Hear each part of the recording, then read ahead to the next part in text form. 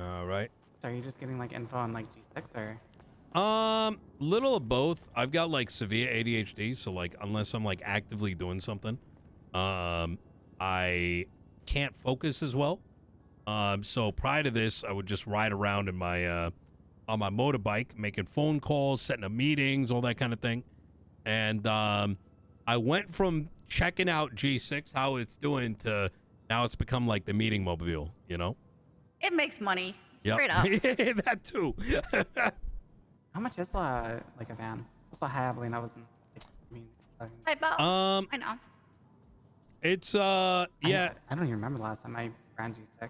Yeah, it's decent money. The biggest thing that I mean we saw ourselves is I've seen this thing get robbed a couple times, which is why and not to mention it's like soulless, you know.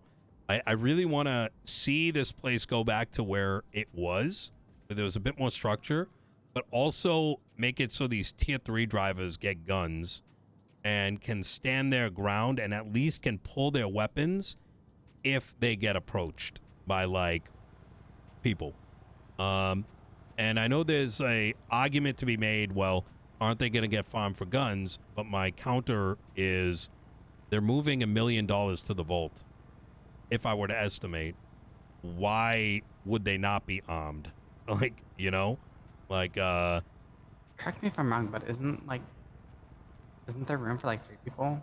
Yep. In the big truck? Yep, Oh. 3 people. So now granted, So in my mind, that's like what, 1 or 2 transporters and 1 or 2 guards. yep, that's right. In a perfect world, it'd be sick if they were able to get like fucking shotguns or some shit. Now granted that I'm a little less open for because then they will get farmed, you know what I mean? But you know, I Makes more would- sense than a pistol though, like close quarters. yeah. I would say a middle ground is firing portholes for the backseat passengers. So just pistols, but they can stay safely in the back and shoot from the portholes. Yeah, The yeah. only issue with that though, Adeline, is 9 times out of 10 these robberies happen when they're already like parked and the doors are open. That's a good point. It's a good idea, but most robberies happen when they're stationary. Well, hell, then it sounds like we just need an insurance company, really. I'm just going to say it. Well, that'll just solve everything. I kind of wanted to go hand in hand with the PD not having to spend too much time with it either. Like, if someone robs it, single charge, right? Let it be, and let some of the cleanup get handled by Group 6, right? So I mean, I don't know how much a tier 3 driver makes, but it's got to be pretty damn good because apparently No. Alexander River just did the hell with it and no, it's like, really robbed a laundromat. bad. No, no, I know the general. Sorry, go ahead. Sorry. I know the gentleman you talk to that'll answer every single minute detail about G6. Bruce Baylor. Oh, yeah. I think I've heard the name. I don't think I've heard him a whole lot. So G6, it's still costing them like 15,000 for the gun. They fishing, most G6s have gone to fishing. A lot of them. They make 10K an hour fishing. And these things just don't bring in the revenue compared to what can be stolen off them. So I'm kind of thinking of a way to like make it a little bit more enticing while making them feel like they're actually security guards and not just, because the thing is like most of these guys are like, we're not going to bring anything with us because we're going to get robbed. So what's a counter to that? Let these guys legitimately have the right to step out of their tier 3 with guns, hold them out, not create a scenario where they can't just be held up, but rather if someone wants the juice, they're gonna have to blast. And in theory, these people should be trained, theoretically, if you kind of catch my drift. So are you aiming for like a training with PD on like spotting stuff and maybe having like a discount, like a bonus for that? Yeah, something along those lines. So I don't know if PD would need to train them, but I was sort of more implying, you know, once they hit 300 stars, I'm sure they got some kind of training. It's a very good point. Yeah. Let me take this just real quick, and then Nino. Hello, future mayor. Whenever you have a chance, you should really pick out the nice new car. Nice to have you back. Yeah, I have a very absolutely. strong intuition that you are going to I win. have been really good. Really? Okay. Well, Been busy, Yes. I and will that's what makes me make happy. my way down as soon as these meetings are over. With the whole All DOJ right, thing, I would All love right. to meet you. like a lot All of right. lawyers that quit too, or- Sounds good. I'll talk to you All soon. right, All right. Doesn't goodbye. really affect Take me. care. I've been a lawyer and I've been doing my lawyer thing and staying in my lane, and now I'm part of this campaign and I'm doing well. So I'm speaking for myself. Hmm. That's very nice. Yeah. How about yourself? Trying to figure out where to start with PD. Oh shit. All right. Well, we're all ears. Well, that's part of the conversation. I assume you've talked to plenty of officers. Like, I'm not looking for names, but Hmm. I'm mainly looking for like kind of like recurring points because communication with NPD is not the greatest. Yeah. My general assessment, this is mine, right? Obviously, is I cannot reasonably know exactly what's happening inside the police department, so I rely on everyone that I've spoken to, and then I have to apply like the years of experience I've got from running businesses to try to evaluate how much I'm willing to believe the individual person, whether it's from relating what they're saying with what other officers are saying, whether it's the way that they're conveying the message, like how believable is it, right? Like, are they substantiating it with examples, or are they just saying things on a whim? But when I kind of collate all that information,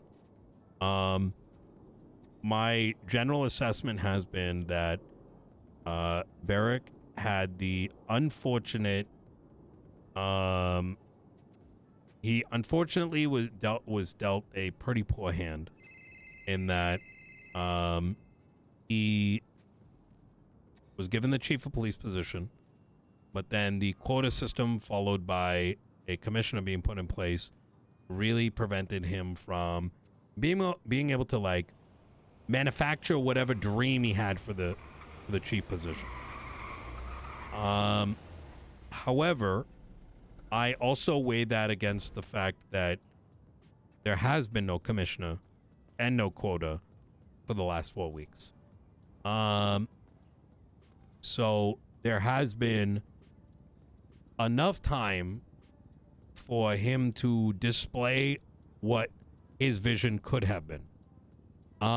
There's another reality, which is in lieu of that reality, which we just talked about, but also with BCSO opening up.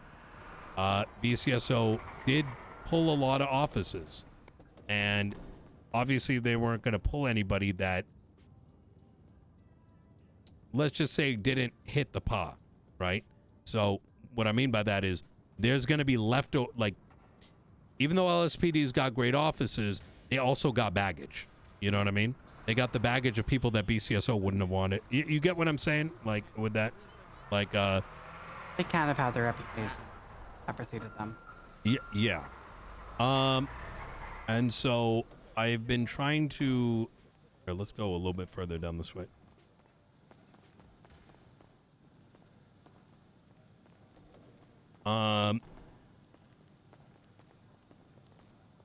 So I've personally started to assess who are the leaders. And I don't mean necessarily the ones that are leading the department today, but who have that quality, but also can they communicate well? Are they willing to speak their mind? Are they willing to be transparent? Do they seem like they have that energy in them that indicates to me that they want the LSPD to truly be better? And after doing all that filtering process, I'm hoping that sometime next week, assuming I get mayor, I then take that next step to say, all right, who would be the best fit? Who would be the best fits? And do I have LSPD vote, or do I help make that decision for them? But you know, nothing is a sure thing just yet. But I would like to hear from you because I do respect your opinion. On who I think would be a good leader. Well, I mean, what are your thoughts on what I've said so far? Like, what are your thoughts on the PD in general? Who do you think is best set up to lead it? My general thoughts on PD. That's kind of a loaded question. I think the current command structure, after the whole fire that the captains did with Max and Max himself, I feel like you said, the LSPD kind of has like a bad reputation. Trying to come up with the best ways to fix that. I think a good starting point, like I mentioned earlier, was the whole like press conferences. Even if that's like jointly with the mayor's office, like Agreed. you come up and speak, or you have a press secretary that comes up and speak, and then like a PD. I remember we had a role for it. I know Cornwood had it for a while. Yeah. Public relations officer. Like have one of them come up and just shed some light on like some of the stuff that happened. Like just be a little bit more transparent. Like go over like what the LSPD has been doing. Yeah. Or why we're doing what we're doing. I'm liking what I'm hearing. Yeah. Kind of shed a little bit of light on the inside. Kind of boils back down to that communication issue that I was talking about too. Like I've been a sergeant for I think a week and a half, and it's no slight to Barrick or Ruby. Like there's so many changes that are going on. Like they're still trying to figure it out as well. So I think the best thing for PD, I assume the mayor just like revoke a chief of police too? I believe so, but transparently, I think just as I think a lot of things are in flux. Like even the marshals, right? There's a lot of what I think everyone individually is thinking some things are and what powers different entities have. But I think we're not going to really truly know until the different entities sort of start exercising those powers, and then be it the state or the federal government who kind of starts to rein it in. So I presume that the mayor can put a chief in place and remove a chief, if we go by the letter of the law, right? Because usually when you say someone can be appointed, it also implies that you can appoint someone to replace them. But we need to also operate under the premise that once someone is put in place, that removing them may require an impeachment, which is why it's all the more important to make a good decision the first time around. Absolutely. I think I do want to touch on your point about transparency and like and the PD being more open. I feel like you're 1,000% right about the communication. That's something that screamed out when depending on which layer of officer I spoke to. High command and command, there was like a huge communication gap, which was blowing my mind. Which I don't know the why, but I know it was present. Communication is always going to be difficult in a big organization. But ultimately that falls on the top, right? You can't ever blame the bottom for the faults of the top. Obviously, people can ignore messaging, but if that's also the responsibility of the top to ensure that the message is going down the ranks. In regards to like the PD and the public, I couldn't agree more about press conferences. I think there was an example that I was thinking of this earlier this morning, where Tilly had a incident in the police department which is probably not going to go anywhere at this point, but her SIM card was illegally searched. It was unprofessional, unconstitutional. It goes against every employment guideline known to man. And unfortunately, it was quote unquote looked into. She never heard of a resolution. We don't know if there was even internal punishment. And I generally think that's the wrong way of going about it. I think historically, my understanding is that those sort of matters are kept internal. But there's a side effect to this, right? People are going to hear about what happened to her and the grievances that came from it. This results in people getting a bad picture of the PD. And the same thing can be applied to every other grievance where a law enforcement officer does something that is negatively perceived by the public. It actually, I think, is counterintuitive to keep it in-house in the effect of like, okay, well, let's say so-and-so officer did this. Let's make sure that they don't get singled out and bullied. I think that's kind of a bullshit excuse because people get arrested, names in the paper, blah, blah, blah, blah, blah. If the PD instead does the opposite and says, we know that this thing happened. We have handled it. This officer has been reprimanded. That actually, I think, builds faith and confidence amongst the public that the PD is actively maintaining a standard, and it also exemplifies to the other officers, wait, hold up, we can't do this shit, otherwise that's going to be us next. And I don't also think it has any long-term effects. Like, yeah, maybe people might talk about how so-and-so might have looked through someone's SIM card or whatever, but that shit's going to happen regardless, right? It's better for it to be public facing rather than in the shadows amongst the, you know, the gossips. But it's No, that's actually extremely fair. yeah. Like maybe I'd amend that and say like not go into details, but maybe something along the lines of like Officer XYZ had several complaints against them. The PD investigated it, and due to the investigation, XYZ is now suspended or Yes. forced to do community outreach or something. Yeah. I would definitely agree with that. You know, I think there is also like a fear of like, well, you know, people talk about repercussions and to the point where it gets memeified, right? And I think a lot of those memes are kind of done in such bad faith because repercussion is needed by everybody, right? Everything we do in the city, you know, yeah, we don't deliver a bag on time, right? We don't get paid, you know, we do something like we don't have PC for an arrest, it goes to court, you lose a court case.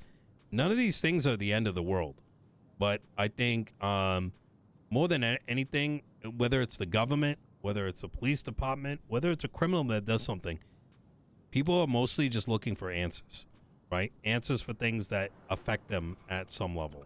And I think that is a big driving force of what I'd like to see in a future LSPD. It is a mentality shift though. You know, but if there was, I mean, at this point, there's so much changes going on to legislation. Like, even I'm not fully caught up to it yet. yeah, I feel like a little bit more communication wouldn't be too hard of a change. yeah, Maybe throw that in. Like, I mean, it doesn't need to be the entire PD. Like, just whoever handles. Pierre, thank you for the repercussions, like 22 myself or months. Other command members. Yep, yeah, yeah, I agree I with don't think that. that would be too hard. I think another way to look at it too is those kind of conferences are a means to integrate the police department in the rest of the city. You know, I think I've attended some unfortunate court cases where even in those court cases there's such a hyper sense of like them versus us that it's almost like it's two separate communities that are at each other's throat. When in the reality, law enforcement is hired from the public, and they're there to protect the public. So the bigger that wall and divide goes up, the more likely we have these scenarios like July 3rd, right? Or scenarios of like whatever, the many different things that have happened over the last couple of weeks. See, that's another issue I have with officers is officers are so quick to look at a record and assume the worst out of somebody when they have spent the time for that. Yeah, Like, it's I approach everybody as if like you were me. Like, for example, there was 2 ex-gang members from Bondi Boys yesterday. yeah. I approached them, had a conversation with them. I was respectful towards them. They were respectful towards me. Like, Yeah. it's not that hard to show a little bit of humanity. Like, as soon as you get a badge, it does not make you better than everybody else on the street. Mm-hmm. Yeah, I agree. I think Yeah. every situation, people should be treated with a clean slate, right? I mean, this is Los Santos. This is in New York, right? People have crazy records.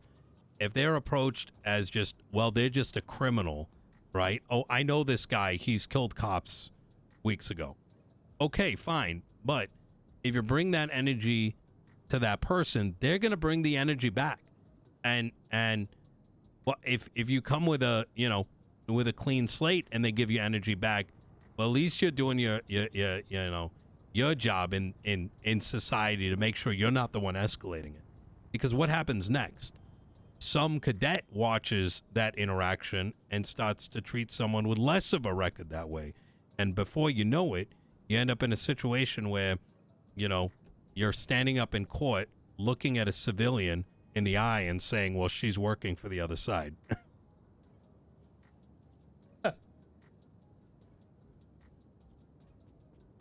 While under oath, mind you.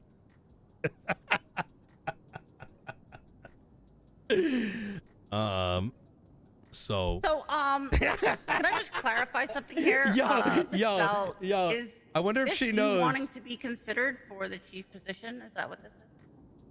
Absolutely not. Oh, okay.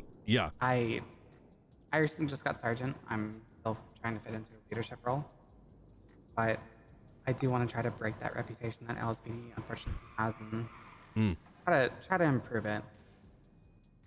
I think chief of police, there's way too much political stuff in there for me to do. Like, as much as I want to like push for like press conferences stuff like that, Nino's I very don't really feel too political myself. Like, I feel like I'm more of a patrol cop. Okay. So I'd still like to be out there on patrol. But Yeah, chief that's of police, very fair. Absolutely. And I think we need officers like you, Bell, out there on the street. That's, based on my interactions with you, based on even this conversation, I think, having you there, having other people learn from how you're going about things is extremely important. Like, everyone's got their place, right? And, there is no, like, even amongst, like, the administration we're looking to put together, this isn't Nino, it's the administration. Like, I heavily rely on Abby when it comes to any legal stuff. Does that mean that, everyone's got their, area of it where they excel? Who do you think would be, like, if there was 3 people you would pick for chief, who would it be? There's 3 people. Yeah, like, who are your top 3 for who you think would be able to fit a role that would be primarily focused on administration, would have the leadership and the drive? Hey, could I call you just right back? I'm in a meeting. Right, I appreciate you. Yeah, I was lonely, so appreciate you, boss. Yep. Talk to you later. Absolutely. Talk to you in a bit. Bye-bye. Bye. Are you like you're aiming for more political, like kind of like a figurehead for LSPD? Yeah, so the chief of police position is primarily going to be one that will ensure that the policies set by the mayor's office are enacted.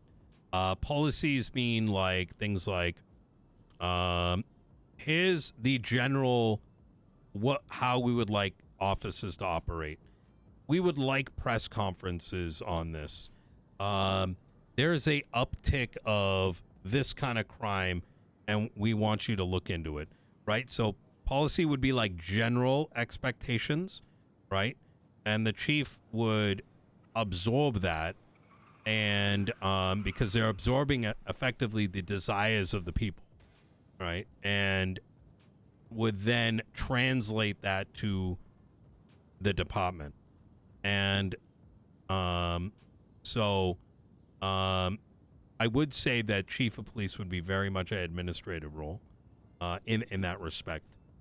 So they're communicating up, but they're also communicating down. With what you described, and I've got my reason behind it. Mm-hmm. I feel like Ruby would be a good choice for that. I feel like Really? she's kind of gotten a lot of flack recently because Mm. she's been kind of like a very active high command member. But I also feel like she hasn't really shown her true potential, and she is a fantastic leader. I feel like she's phenomenal when it comes to administrative and policy making. But I feel like she was kind of held back with Barrick and Bones being above her, and Max even above them. Really? Okay. But I'm think gonna with her respect her settling opinion. into, in a high command position, Mm. because I think we can all agree that Barrick and Ruby were kind of handed a shit hand and able to make a royal flush out of it. Yeah, I definitely agree with that. I'm gonna make a statement, Belle, and tell me if you think it's true or false. That Ruby will the same issues that she had with the Max and Siobhan office, she's going to have with any moving forward mayoral office, because previous to that, police were sort of operating as their own ungoverned unit.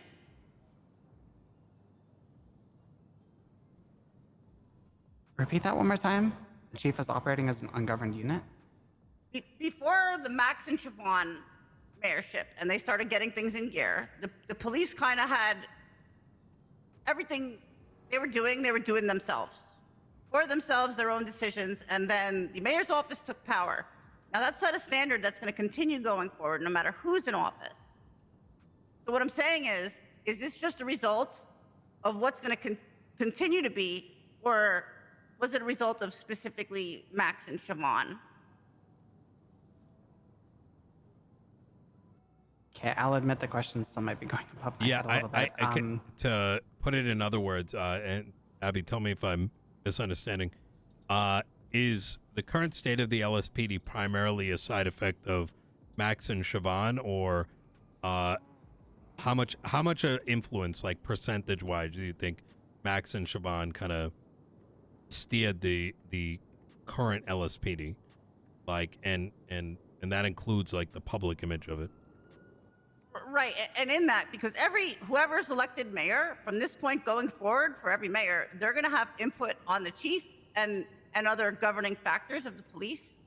But before that occurred with the Max and Siobhan office, and these kind of standards came in place, the police were just operating as their own unit, where they kind of operated how they want to with no oversight. Is it the fact of oversight in general, or who was doing it? If I'm understanding the question correctly, I feel like Max and Siobhan kind of played a big hand in it. I feel like the disagreements between three captains and Max and Siobhan kind of steered it way off course, which caused the commissioner, which in turn happened to be the chief of police, being appointed as Barrick. But I feel like at that point, Max had so much disdain for the PD and all the policies and stuff that he was putting forth, PCP and stuff like that.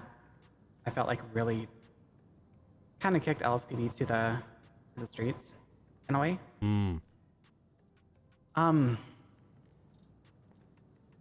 I mean, ideally, we all live in the city. Even the people out in county have an apartment at Little Seoul. So ideally, I would say the chief of police that you would be looking for is somebody that has kind of like the same visions aligned with you, Yeah. but I'm gonna. isn't afraid to tell you that that's probably a bad idea. Who else do you think would fit that role aside from Ruby?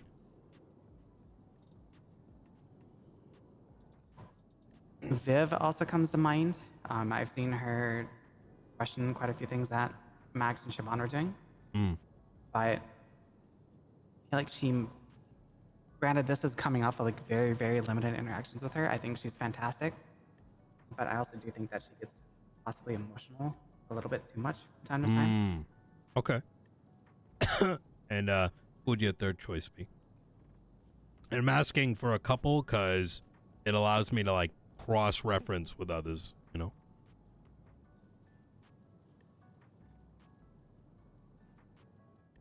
I'm looking for somebody specifically in like a administrative role. Yeah, so strong understanding of administrative, but like, you know, they still got to be a good cop, you know? Like otherwise, you know, it's blind leading the blind. What do you know about this Matt Rose guy? No, he's not even someone I would consider.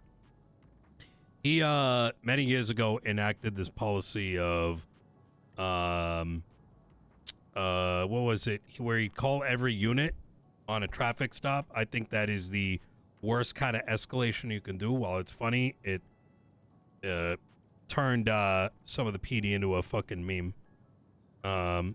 So I also feel like if it doesn't get as extremely petty. yeah, A little bit I've seen with like the BD budget. well, that's Or what lack it was. thereof. It was people would be like, "Oh my god, you got 2 cops for this," and then all of a sudden, this pettiness would turn into some dumb shit. And while it might make for a funny bit, it's not the example you want to set for other officers because they're gonna mimic it and then fuck it up.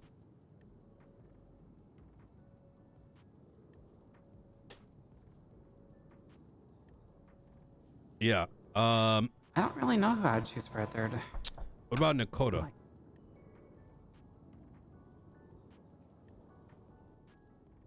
He's primarily shift 1. Like I've talked with him quite a bit on like some issues that like I saw that I'd like for him to bring towards the PD council. And to his credit, I think he did bring it up. But I don't know his style, I guess per se. Okay. Yeah. Like he seems to have a good head on his shoulder, but I think I've probably talked to him maybe like 2 hours tops. Okay. Okay. And then what about McNulty? McNulty, love him to death. He is a damn fine leader. I don't think he has a political bone in his body. He says what comes to mind, and for better or for worse, he sticks with it. Do you think he'd make for a good ass chief?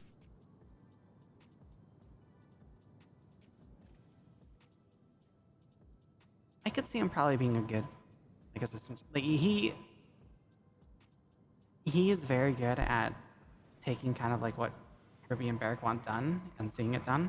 But I think that would kind of also prove to be a good like factor for AT.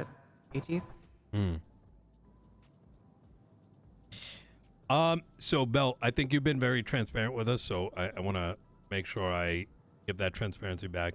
I have full intent to speak with Ruby, but she is certainly not at the top of my stack, and I'm sure she's a good officer, but I want to give some perspective of what I've seen as a lawyer.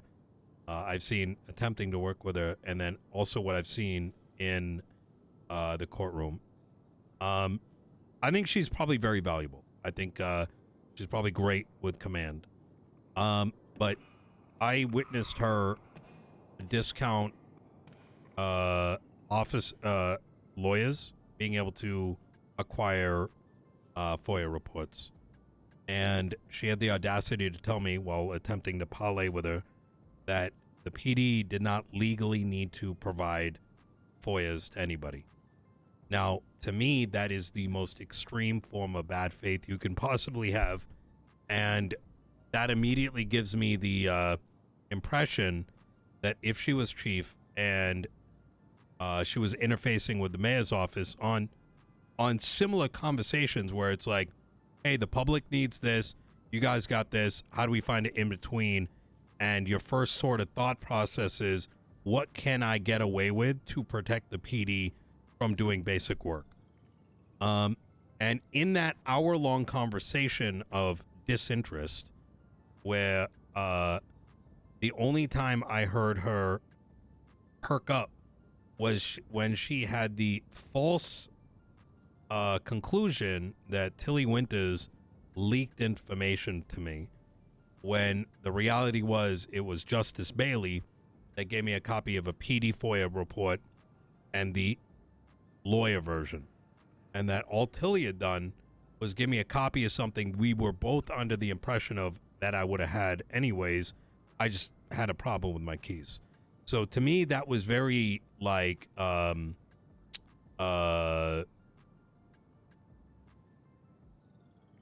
was unfortunate. And that entire situation was a big reason there was a huge fallout between me and Crane, and what resulted in FOIA coming into place, and probably played a part into the grander scheme of events that took place. And it was all over the lack of being able to negotiate and speak like human beings, right? Now, even after that, I left my door open, and I had another poor interaction down in the cells where my client was treated like a piece of shit, and there was a disregard to my client's safety when he started drowning in his own piss for 20 minutes. Wait, what? Yeah. Now, I What was witnessed that? him drowning in his piss, left alone for 20 minutes. And when I was concerned about medical being given to him, there was more of a concern of what's going to happen if this information gets out, right? That was the impression I got. Wasn't a good look. In other words, a inability to sort of prioritize what should be priority, right? That a lawyer, I wasn't even saying anything nasty, Bell. It was me exclaiming, hey, we're going to need to get, we need to get him to the hospital or something, and getting this impression of like, why is he witnessing this embarrassment in front of us, right? And the anger stemming from that. But what was the nail in the coffin for me, whether a joke or not a joke, was a trial that I was witness to. Abby was there, I believe. Abby, you were there, right? I think you were the lawyer, actually. I was most likely there. The last few things you've been involved with were, I was involved with. We were both there. There was a gunpowder expert known that's me. as Sooty.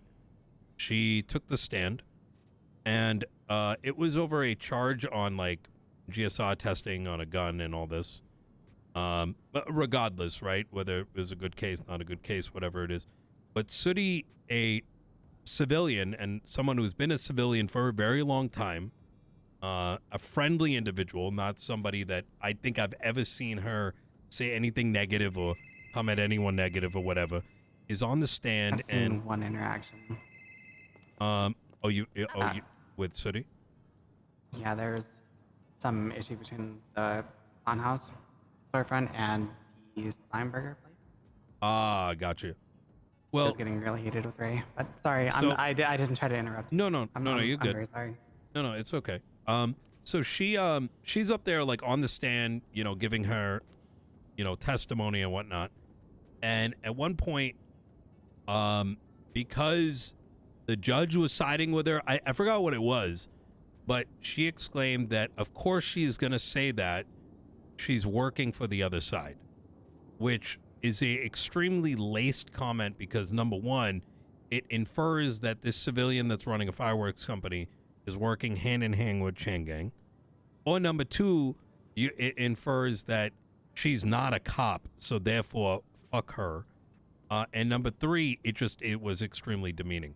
Now, while it may be a tee hee ha ha joke, I don't think there's any relationship between those two for that joke to have landed, right? If you're under oath, I feel like that kind of joke should not be made in a court of law. Precisely, especially when the public is watching, right? The deeper issue here is that the concern she was bringing up, if she truly believed in that, those should have been things that would have been aired out on the docket 48 hours prior to the court case, because there was that expert witness was announced as the expert witness and her subject matter expertise. And I don't know if I'm following you directly, Nino, but I think it's what you're talking about, Ruby saying to the witness, right? Yeah. Yeah, so her concern should have been aired out on the docket, not in the middle of a courtroom, and it just goes to show the lack of organization they truly have and the lack of faith that they put in lawyers. They want to do everything themselves. It's got to be them all the time. You bring up a mention of a district attorney's office, they fucking blow a gasket. Yeah, it was for me. It was more the professionalism towards the civilian. I mean, it's to me was the worse than you pull someone over and just start shitting on them as a cop. It was just that for me was kind of the nail in the coffin. And my lasting impression is, well, I think she probably makes for a pretty decent, would make for a pretty decent command member. That's not somebody that I would want representing the police department to the public, because there seems to be a very dangerous sense I get that she has this mentality of there's the police department and then there's everybody else. And hopefully that changes over time, but I don't think that's going to change between now and picking a chief of police. So I'm not going to discount her completely, but I figured I'd be honest with you as to my thoughts. So I know you were there and present for the joining in his own press com. Have you spoken to her about any of these? She up saying that you. Yeah, no, I mean, she wanted to set up a meeting, and I'm definitely going to speak to her about it. But here's the thing, right, Bill? We're adults, right? And I'm not a dad. I can't. I could speak to her, and she could have her reasons, right? I could even advocate for her sort of changing the way she approaches things. But that, to me, is something that a chief of police, an assistant chief of police, is going to be in charge of, to ensure that officers start realigning to a more protect and serve, community-driven police department. And I think it'd be, in many ways, inappropriate for me to bring these grievances in a way to get her to realign. Rather, I think there should be, for the mayor, I should be looking for folks that are already appropriately aligned. Does that kind of make sense, what I'm trying to say? No, it does. Like you said, we're entrusted with a position. We can't think just because we got that badge that we're untouchable, that we can say what we want or do what we want. Yeah. It'd be really strange if I'm like, hey, Ruby, I know you're a good cop, but these things I disagree with and I want you to change, because I feel like that's what I would end up doing. And I'm not here to change her. If, she, if that's the way she wants to go about it, that's her prerogative. But it's not something I'd like to see in a position of influence. And that could change over time, but I just don't think it'd be appropriate for me to be the one changing that mentality. So, but yeah, Well, before we wrap this up, do you have any other issues that you, if they can be specific or broad, that you think or that other officers have brought up? There's no, not in particular. I think I've spent a lot of time talking to different officers and kind of assessing them, and I have a short list of potential COPs and ass chiefs. Obviously, I wouldn't pick the ass chief, but I would definitely recommend one. And there's a certain pairing or trio that is very much bubbling to the top. I think that duo or trio is, for what it's worth, I think is going to be well received and is very well respected. And as we get closer, I don't want to get too far ahead of myself because things change. But I think at the end of the day, LSPD is going to be my legacy, right? I can't let you guys fail.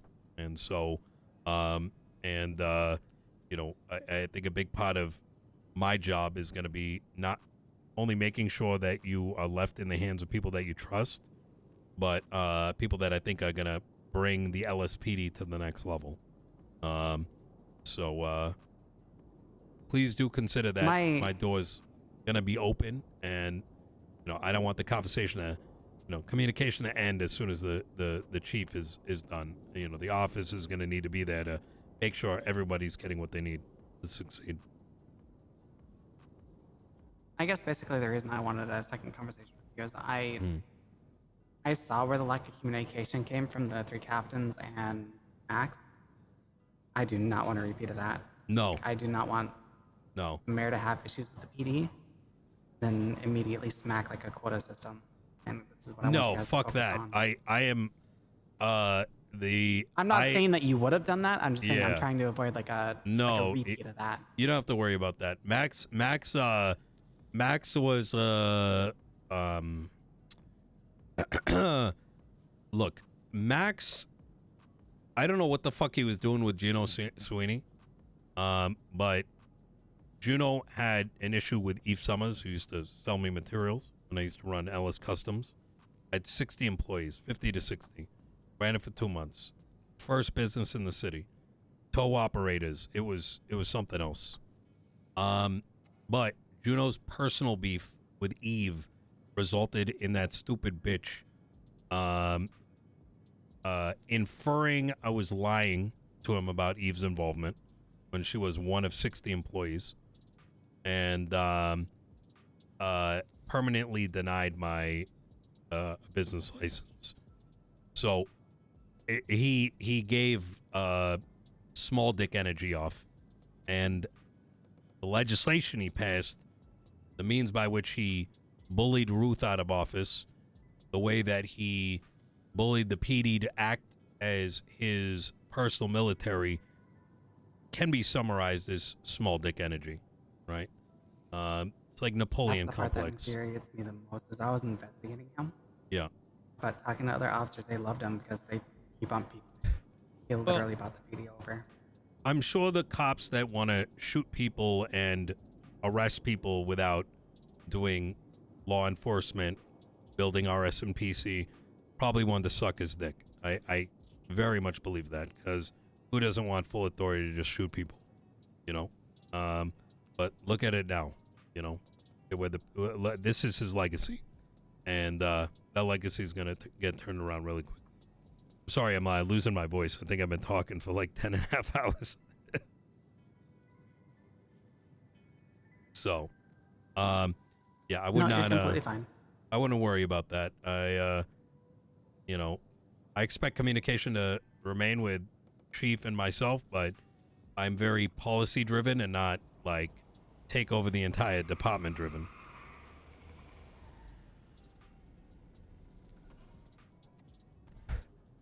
That's also why I want to pick a chief that's willing to push back, because I need that.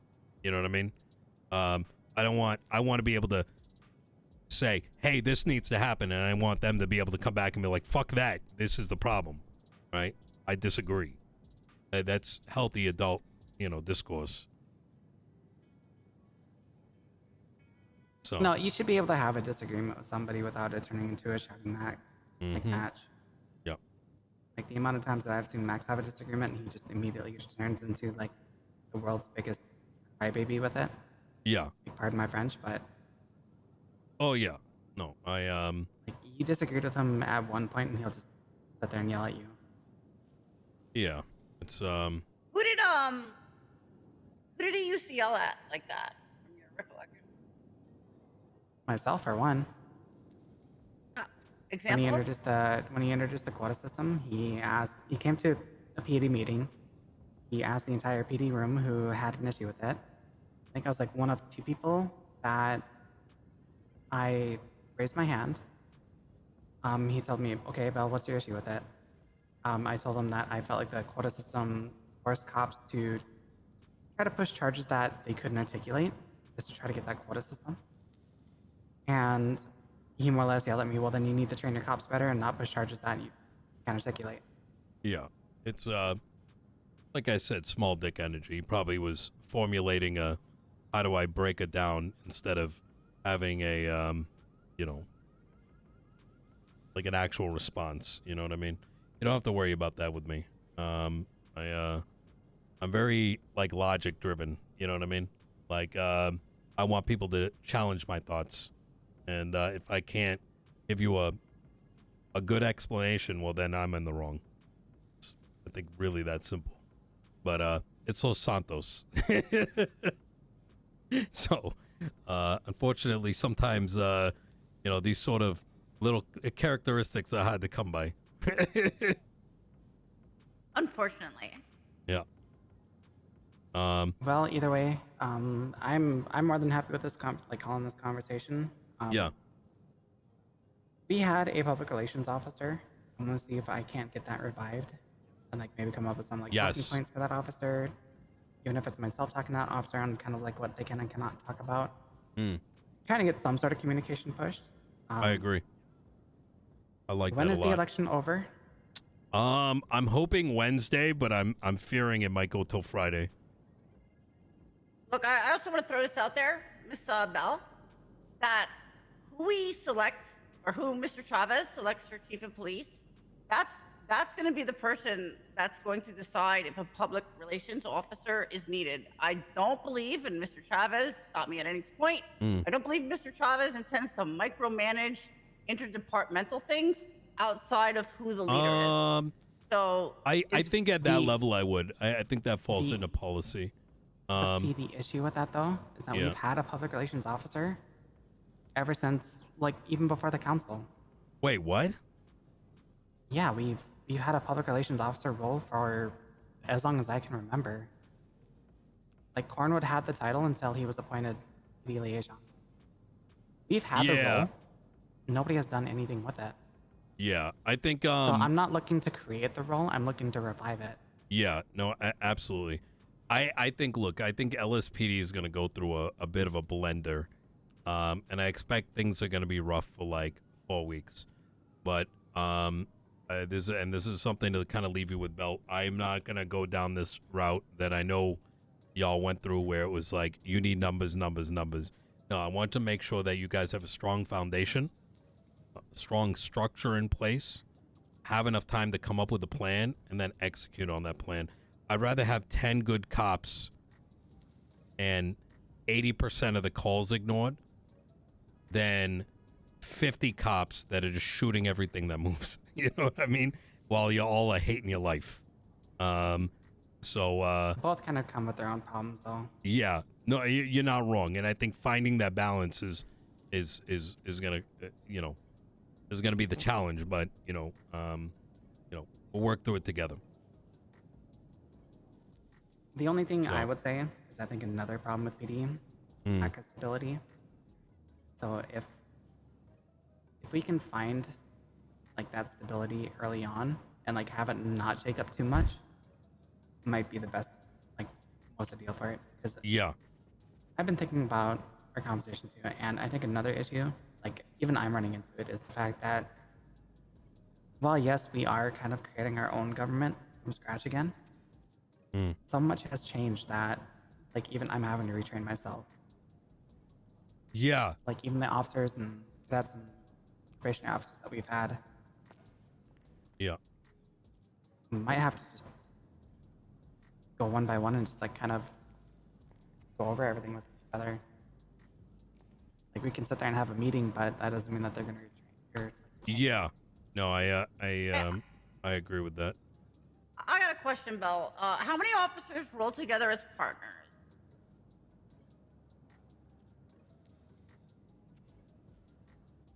When it comes to shift 2, there's 2 probationary officers that I see together quite a bit. It's kind of very hit and miss, like popcorn, in a way. Like I myself, I don't really have like my own designated partner. Like if I want to ride with somebody, I'll ride with somebody. But other times, like if I just want to ride by myself, I'll pick a car and go by myself. I feel like that's kind of reflected a lot throughout shift 2. This is strictly theoretical, but how do you think yourself and other officers would feel if your commander started enforcing partners on shifts? Oh no. I feel like they would be they would feel like they're being micromanaged. And Yeah. they would probably lose their drive if they have that whole Mm. thing over their head where they can't do anything without their partner. They can only ride with their other partner. No, not only, but like, saying something like, hey, you two are riding together today, you two are riding together today, that sort of thing. Still feel like it kind of leaves that whole micromanaging over their heads. Absolutely. Got Like, I it. feel like it might give off the idea that command doesn't trust them to patrol on their own. I And see. with that trust being Bro, lost, I feel am like that might just turn into getting disdain. I'm Okay. I was just I'm wondering, I getting like to theorize cooked. about things, and sometimes I'm like thinking about, well, what could cause some fraternization where people, are having a little more spirit and fun on shift while doing their job. And I was My counterpoint to that would be maybe have command Yeah. maybe incentivize. I'm glad people we patrol talked to together, Belle though. but She's rather not got command it. That way they kind of have their choice, and if they do ride good together, thoughts, then I don't know. Maybe not even incentivize it, but maybe just like encourage it. okay, cool. It's right. a nothing thought. It's just one Yeah. of my personal thoughts. all right, let's should probably end the conversation here. I don't want to take up too much of your time, Belle, and I got to get out there as well. I really appreciate these conversations, and like I said, during the election, after the election, don't feel like the door's closed. I'm a big opponent of keeping communication up, and know that whatever you do tell me is kept in confidence, right? Unless you say otherwise. And also, I'm not quick to make decisions based on the first person that tells me something. You know what I mean? I do evaluate it. So, Honestly, politics would be extremely fucked if the politician took the first word that they heard and ran with that. yep, exactly. Like, I feel like that's even with the investigation. Like, you need to do your due diligence and get both sides of it. Yep, 100%. All right, Bill. It was a good chat. All right, I'm gonna run it Alright. up the chain and see what I can do about the public relations office. All right. Bye, Appreciate you. Belle. Nice to see you again, by the way. All right, bye bye. Be safe, Take Appling. care. Be safe, Nino. So-